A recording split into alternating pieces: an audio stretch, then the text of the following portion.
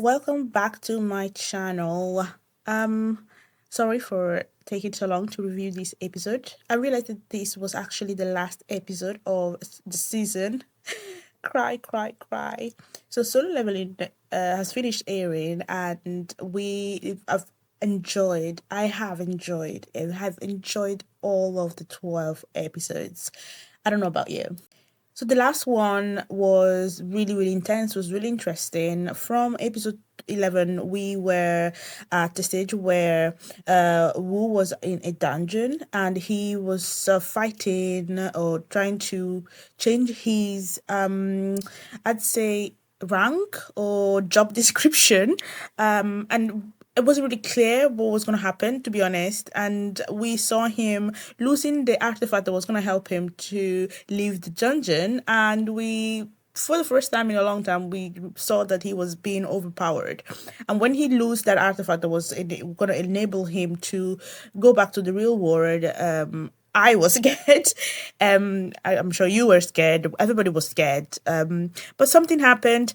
If you remember in episode 12, he did not manage to finish his daily tasks. And we know that if he doesn't finish his daily tasks, the system punishes him. So he was really happy when the system decided to punish him just when he was about to die. So he was sent into the desert. He finishes his mission. He was able to regain some strength and come back into the dungeon. If you don't know what I'm talking about, go and watch, the first few episodes, I think from episode 3 or 4, when he actually gains the system ability. He every day he has to finish some tasks to be able to, increase his power, strength or whatever. So whenever the system gives him these challenges, he finishes them and the system rewards him. But if he doesn't achieve these goals, he's punished. So when he comes back to the dungeon, he's obviously nothing has changed. He's still a lot of armored, soldiers, and he needs to defeat them or kill as many as possible. And the system is basically timing him and seeing how well he's going to do. Now he cannot leave the dungeon because he lost the artifact, like I said, that was gonna help him evade or exit the challenge. So what did he do? Because he went into the system took him to the punishment realm. He was able to drink some potions and regain his strength, something that he wasn't able to do while he was in the dungeon because of part of the task specification, let's say. When he got back, he had a bit of strength and he started killing these armored people. And he realized that, oh, whoa, whoa, why am I killing this? Why is it that as I'm killing them, I am actually not gaining HP? Because through the system, whenever he kills or an opponent or achieves a goal, the system rewards him immediately. You will see like a notification where the system tells him what he gained. But he realized that these armored people were actually controlled by mages. So he saw there were a bunch of mages that weren't moving in the room, and these were the creatures that were actually creating the armored people. So he focused on them. He managed to kill them all, and there weren't a lot actually. The mages tried their best, but Wu was really good, and he killed them. And something amazing happened afterwards. When he realized that he actually needed to focus on killing the mages that were in the room, because he saw that there were mages in the room that were actually not moving, he kind of added 2+2 and identified them as his actual targets. He manages to finish his task. So killing the mages was equated to the completion of the mission, and the system rewarded him by offering him a new job role, and the job role was that of necromancy. This is a big deal because in this system, in this world, you are not able to, first of all, you're not able to level up and solo leveling. His Ji-Woon has been solo leveling leveling his levels or leveling himself, his powers by himself, because he's the only one that is able to do that.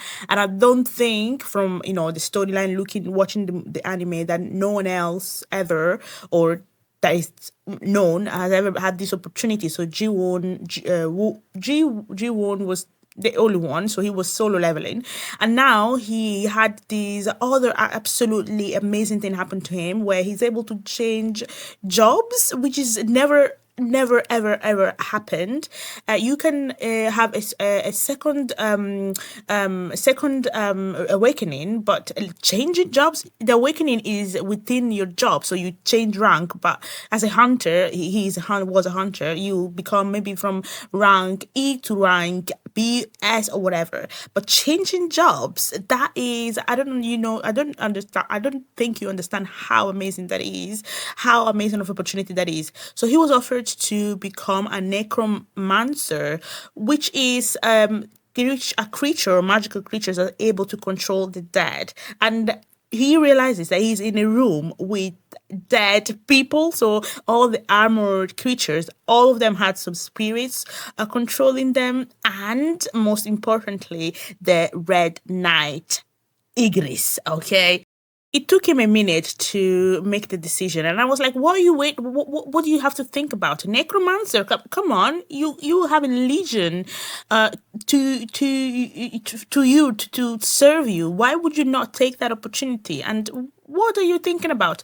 And then, he was convinced immediately after thinking it through a little bit, when he realized that that would mean that he would level up, but he would also level up his legion. So as he was getting more powerful, his legion would get more powerful. So that is something that you cannot miss.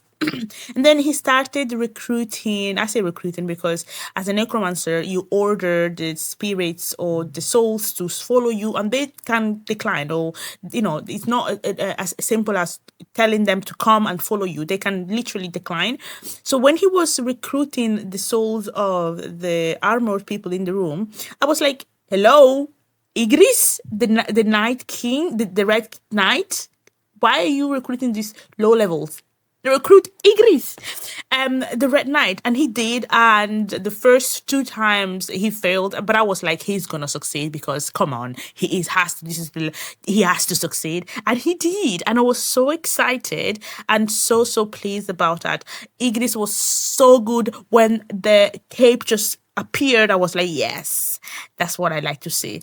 So season 1 has come to an end, and the last episode finished at the with a very high note, that leaves us just to wonder what's going to happen in season 2. And honestly, I have no expectations, because we see something that never happened ever before happen in this episode. He changed jobs.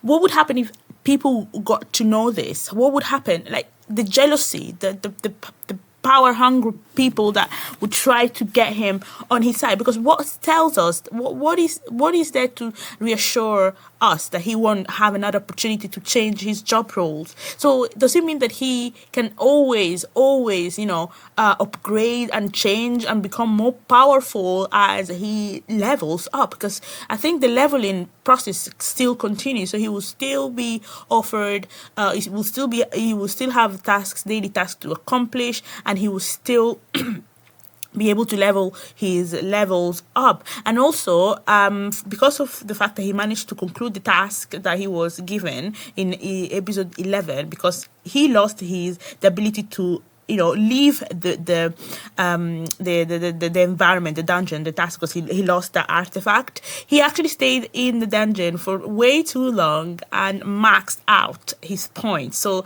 he's actually now a very strong necromancer. So it's just the sky is the limit for this boy, and I can't wait for him to leave this environment, and I can't wait to see what's going to happen in season 2. And I know if you watch the manga, if you read the mangas, you probably already know if there is a manga. No, I'm not sure if there's I think there is a manga for this series. You don't know what's going to happen, but I'm really excited to see what's coming next. Surely the people that he's going to associate with, his friends or people that he fought with, we realize that this man has changed. He's not using force anymore. He's now able to control spirits and souls, and I don't know if he can do the same with like actual dead people. So maybe if he defeats or he is able to like recall the souls of dead dead hunters. That would be amazing if that was, if that was the case.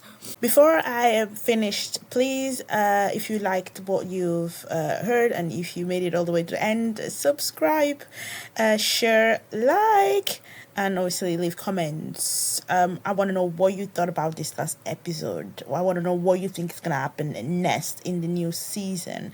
I want to know your overall thoughts of the whole of the season, and I want to know what you think about the animation, what you think about the storyline. I want to know everything. Obviously, my goal here, in case you didn't know, you don't know, is to create a community of anime maniac people that are obsessed with anime just like me. That's why the name of the channel is Anime Mania, because it's a mania. If you don't know what a mania is, please Google it. And yes, again, share, comment, like, and bye.